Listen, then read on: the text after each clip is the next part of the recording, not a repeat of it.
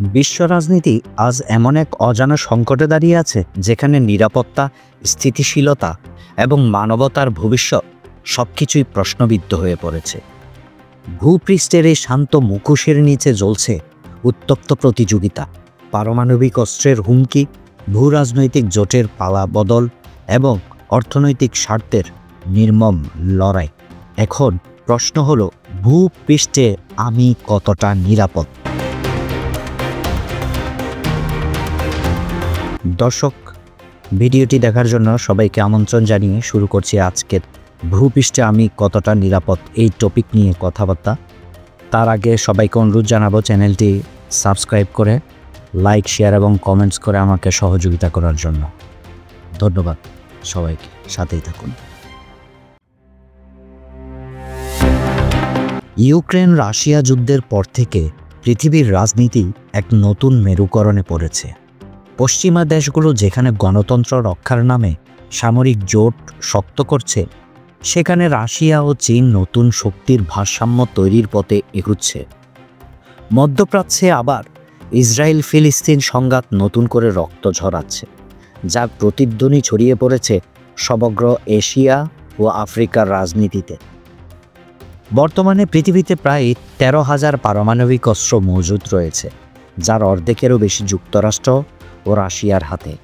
উত্তর Korea, Iran, Bharat ও পাকিস্তানের মতো দেশগুলো নিজেদের প্রতিরক্ষা শক্তি বৃদ্ধি করছে। এক দেশের ছোট্ট সিদ্ধান্ত এখন পুরো পৃথিবীর অস্তিত্বকে হুমকির মুখে ফেলতে পারে। বিশ্ব অর্থনীতি আজ বহুমুখী সংকটে। একদিকে মুদ্রাস্ফীতি, অন্যদিকে বাণিজ্য যুদ্ধ, যুক্তরাষ্ট্র চীন বাণিজ্য প্রতিযোগিতা এখন শুধু অর্থনৈতিক নয়, প্রযুক্তিগত আধিপত্যের যুদ্ধেও পরিণত হয়েছে। এদিকে আফ্রিকা ও মধ্যপ্রাচ্যের অনেক দেশ রাজনৈতিক অস্থিরতায় পড়ে মানবিক বিপর্যয়ের মুখে।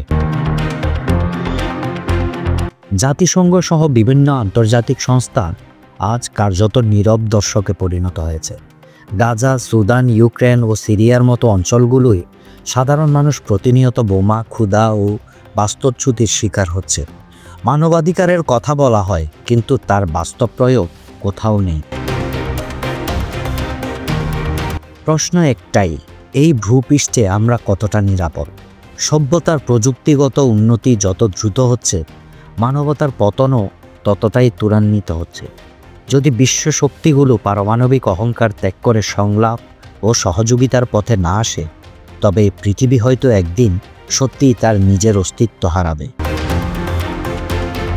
শেষ কথা, মানবতার নিরাপত্তা কোনো দেশের সেনাবাহিনীর শক্তিতে নয়, বরং বিশ্বের নেতাদের বিবেকবোধে নির্ভর করে। আজ সময় এসেছে অস্ত্র নয়, আলোচনার ভাষায় কথা বলার। ধন্যবাদ সবাইকে।